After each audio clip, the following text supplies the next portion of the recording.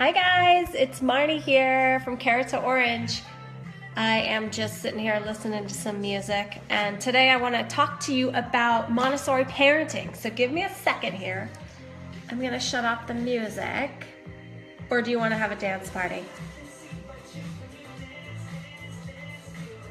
I don't know, could be fun, right? Here, let me turn it down.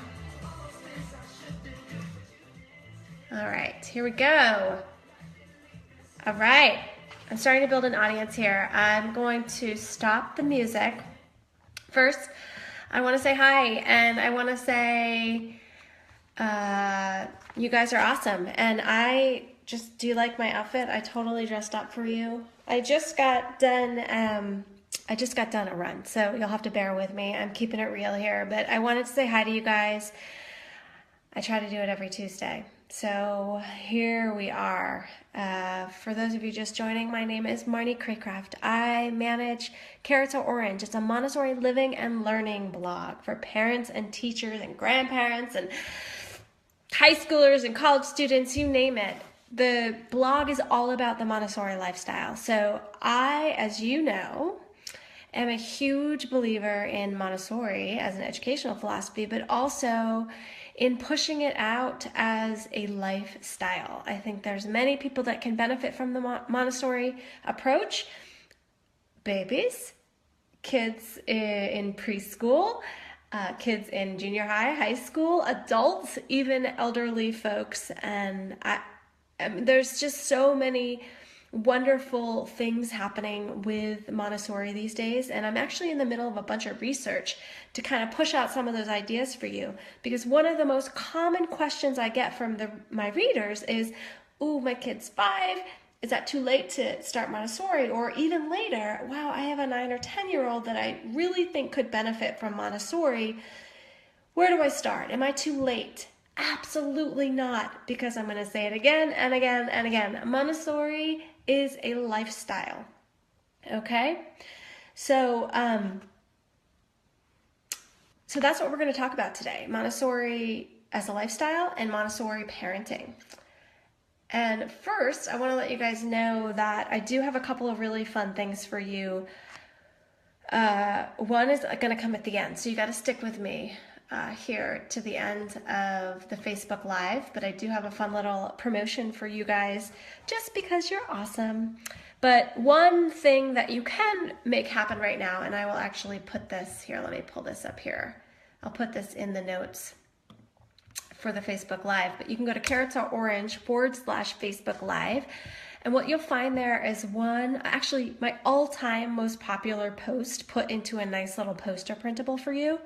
Several years ago, I went to a Montessori conference, and I got to hear this amazing, amazing woman speak. She's a pioneer in Montessori in the United States, and I took copious notes, and I was able to create a post and get that content out to you guys, and people needed it. People wanted it. People are craving it, and it's all about how to communicate with toddlers and preschoolers, right? We all need kind of those back pocket responses to dealing with children, not only for our own sanity, but also for the future sanity, to help guide our children to be better communicators. So if you go to carrotoorange.com/Facebook Live, you should be prompted to, here, I'll put it in the notes. Carrots, or the comments, I should say. Carrots are orange/Facebook Live.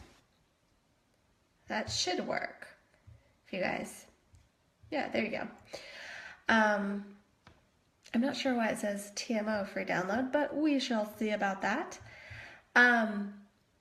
So first of all, again, for those of you just joining, I'm Marnie. The topic today is Montessori parenting. And what is the Montessori lifestyle?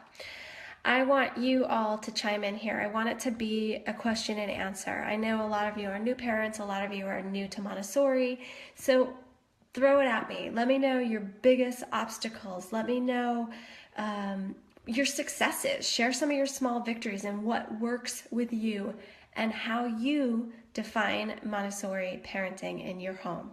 Okay?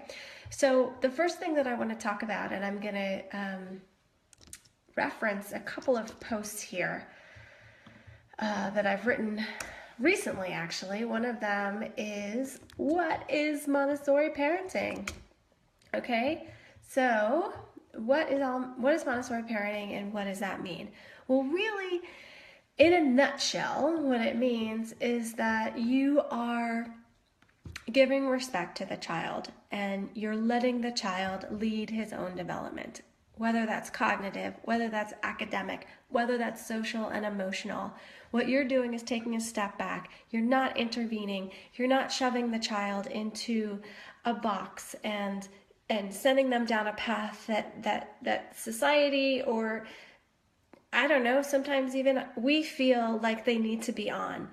It's important to remember that there's a range of development across the board, whether you're talking about reading, whether you're talking about social and emotional development, and so on. I'll give you an example.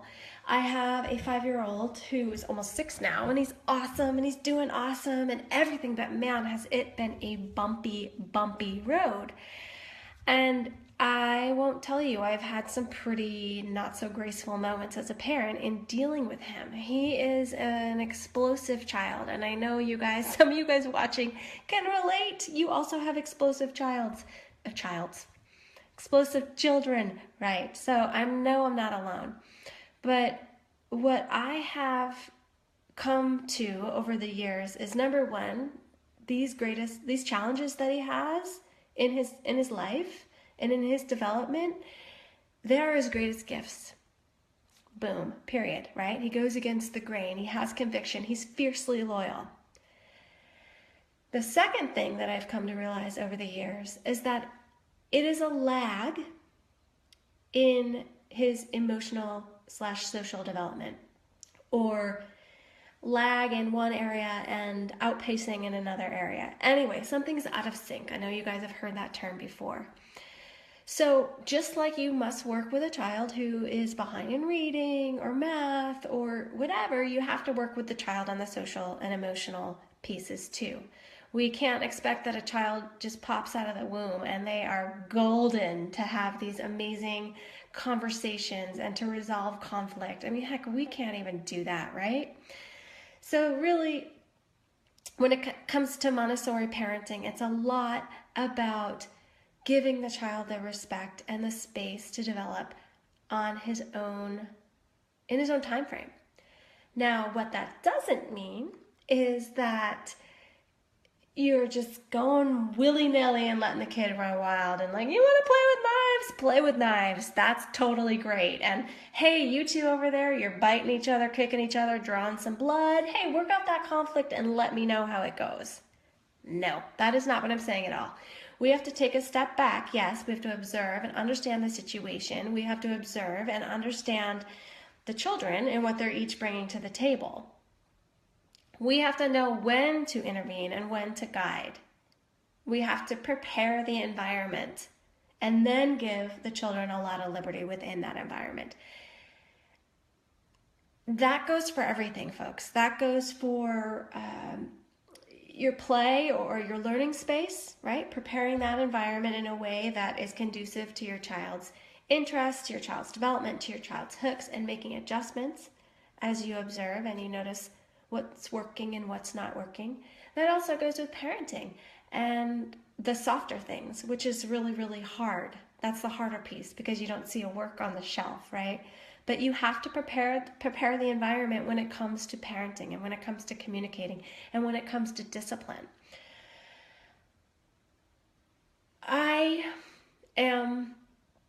I work really, really hard at not having conversations with my children in the moment when I need to discipline or when there's that teaching moment. I wait for a time when we've all calmed down, or I wait for a time when it's just a more reflective time, whether it's at night and you're getting ready for bed and you're having a conversation with your kid. Find a way to integrate those little lessons during those moments because they're going to be able to soak it all in a lot better. I wanted to read a quote for you guys. Okay, so I sent you that link. I have one more link I want to send you to another post here. Okay, here we are. Boom. Okay, now this post is 10 things you need to know about the Montessori lifestyle. I just thought this would be helpful for parents who just really want to try to take away a few things that you can really implement these things immediately in your home. Whether it's how you respond to your children, whether it's how you set up your home. Now, don't get me wrong, you're not going to get immediate results from making these changes. Today, if you start talking to your child in a more positive way, you're not going to you may automatically see some changes, but you have to keep up with it. You have to be consistent and you have to have follow through. So I want to read you this quote. It's one of my all-time favorite quotes. And this really brings home the fact that parents need to be involved in a child's Montessori learning and development. That's why Montessori is a lifestyle. Are you getting sick of me saying that? So here's the quote that I love, and it stuck with me in my training.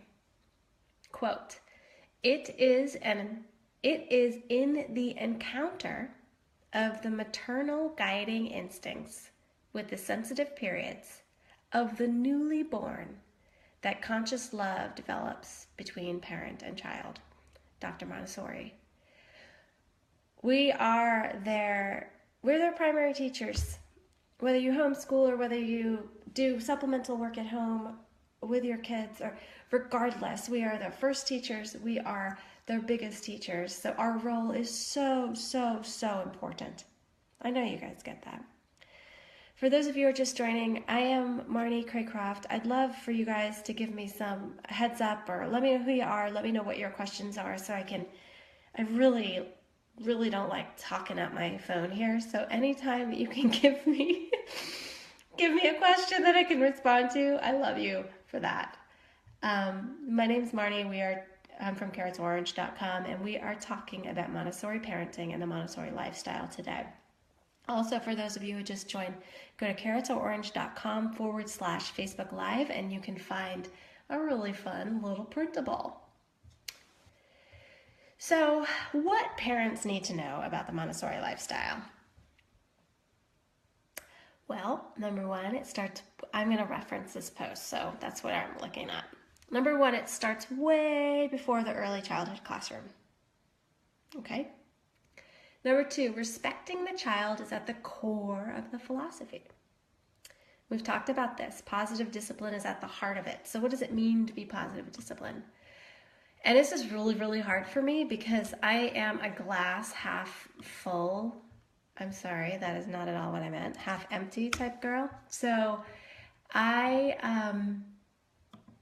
had to work really, really hard at this. But to give you an example, I know some of you guys, this is super obvious. Some of you, it certainly wasn't obvious for me, but some of you who are newer to positive discipline and positive parenting, for example, my boys, they love to jump, and they love to jump on the couch. We don't have a no jumping on the couch rule in our house, but still, it's not super polite and super relaxing to do all the time inside. Well, instead of saying, get off the couch, stop jumping, in all those very, very negative ways, honor their spirits and honor that piece of their development. Understand what they need. What is that input that they need, right? So we're lucky we have a trampoline. So boom, go outside and jump. If they're climbing on everything, don't say something like, stop climbing, don't climb, get down, you're going to kill yourself. Go outside and climb a tree. Find a way to flip it over. Find a way to honor what that particular need is. You don't want to squash it, right? A kid who wants to bounce, they need that sensory input for some reason, right? Depending on the type of child they are.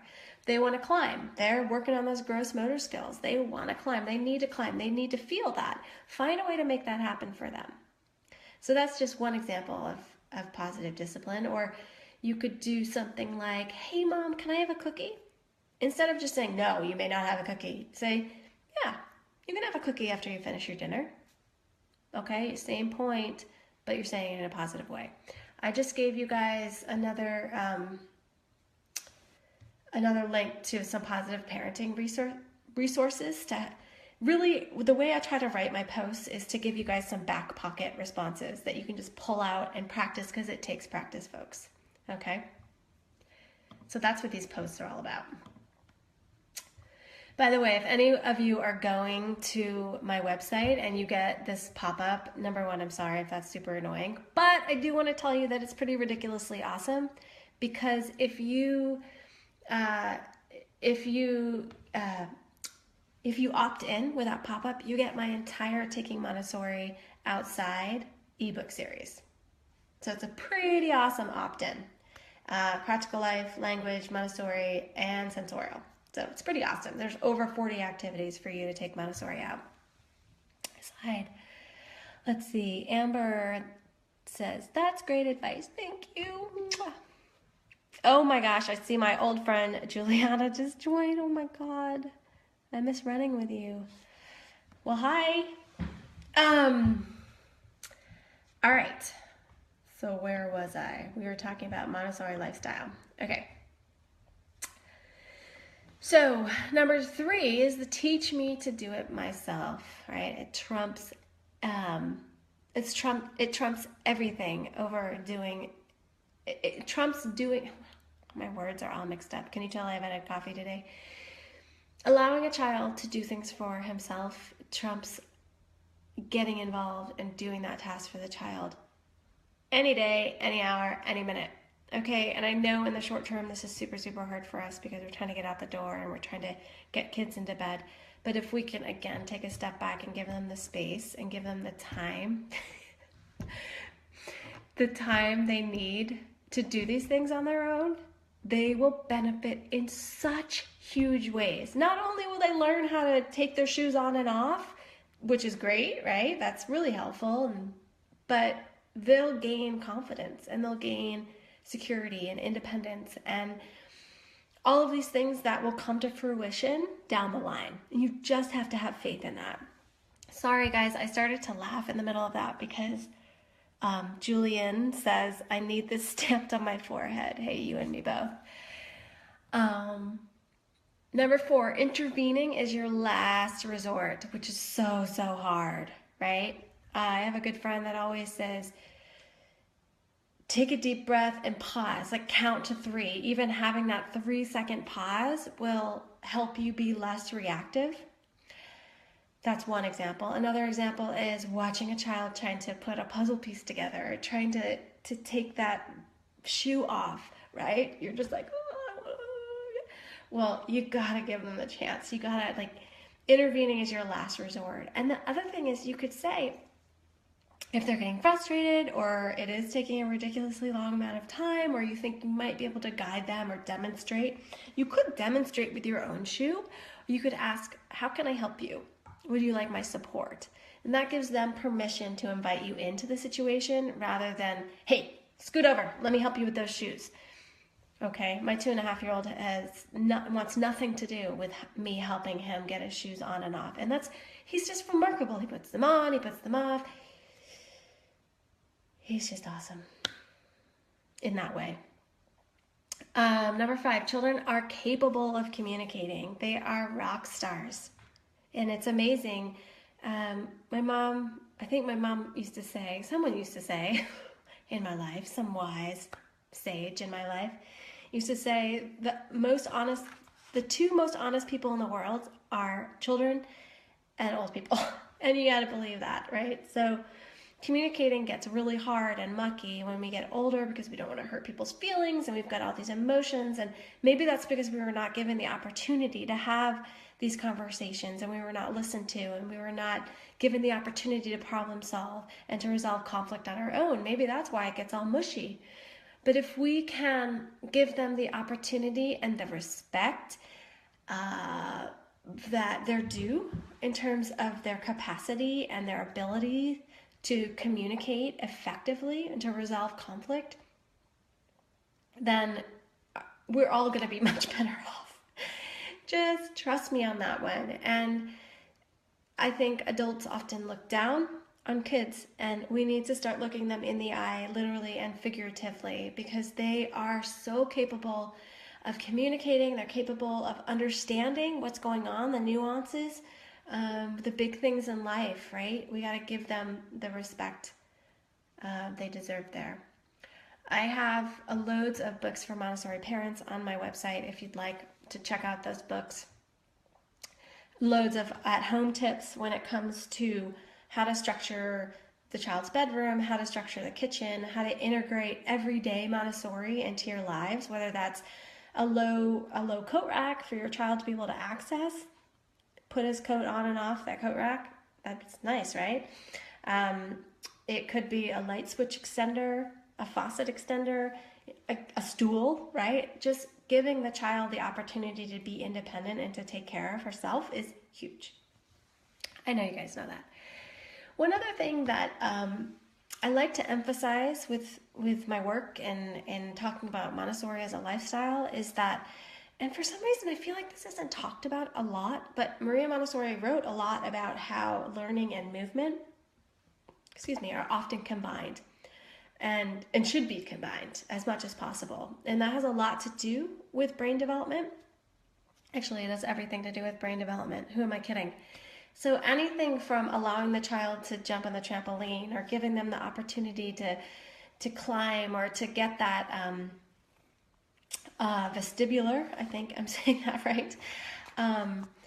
My son, proprioception is a big thing with my son. Again, I'm not sure if I said that properly, but I do know a little bit about what it's about. So I need to make sure that he's moving his body so that he can learn, so that he can focus. Okay, so that's, you hear all about fidgeters and things like that, and the worst thing that you can do is tell a child to sit still when they need to actually somehow move their body. They need that sensory output or input in order to focus. I know it sounds crazy, but think of a kid that is always touching everything. I'm totally guilty. My kid does this, right? And I say, don't touch that, don't touch that. Keep your hands off things. Well, that's how he stays grounded. That's how he stays focused right now as a 7-year-old. Another example of learning and movement is simple fetch games, right? So if, let's say you're hanging out with your kid and you want to work on numeration or colors or whatever, you can say, go find, can you bring me 2 blue blocks? Bring me 3 blue blocks. Well, you know what? Chances are they're not, the cars or the blocks, they're not going to be right there, right?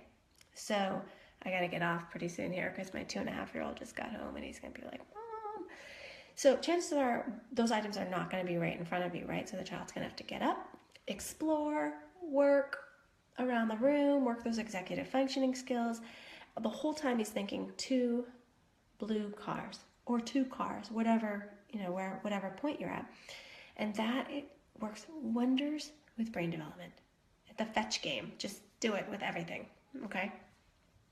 The other thing I like to talk about is connecting the indoor and outdoor classrooms. Get outside as much as possible. Nature learning is huge, but just nature, being out in nature generally is, I know you guys have seen all the headlines, so I'm not going to reiterate. I have loads and loads and loads of resources on my blog about creating an outdoor classroom, different outdoor activities that you can do. Here's a link for you. I have to go pretty soon here. The other thing I just wanted to end with is that peace education is pretty huge, and I've written a lot about this on my blog. And peace education within Montessori is so beautiful because Maria Montessori not only spoke about peace from a global standpoint, like world peace, but from a community or classroom or home standpoint. So that has to do with communication and conflict resolution. And then the final bit is inner peace, right? So that's where meditation and mindfulness all comes into play, right? How do we help children create a stillness within them? So she wrote extensively about that. So here, I'll add this other link here. Boom. Okay, that is all I'm going to say today because I've talked your ear off and given you a ton of information. So to reiterate, go to carrotsorange.com/Facebook Live and you'll get an awesome little printable about 10 ways to help your child become an awesome communicator. The other super fun thing I wanted to let you all know is that if you go to carrotsorange.com/MAH email, So it's Montessori at Home email, but it's MAH email. carrotsorange.com/MAH email. Use the code it's FB Live, and you'll get 25% off my email course, my 30 Days to Montessori at Home email course. I think I just got those details right, but if you have any problems, please let me know. And I was just going by my notes here, and I think that is the promo code there. So anyway, guys, it's been awesome talking with you, and I love you guys. You're amazing. Please reach out to me. Take a moment to subscribe to my Facebook Lives. I'll see you next Tuesday for another exciting topic within the Montessori realm. You guys are awesome. Have an awesome, amazing day, okay?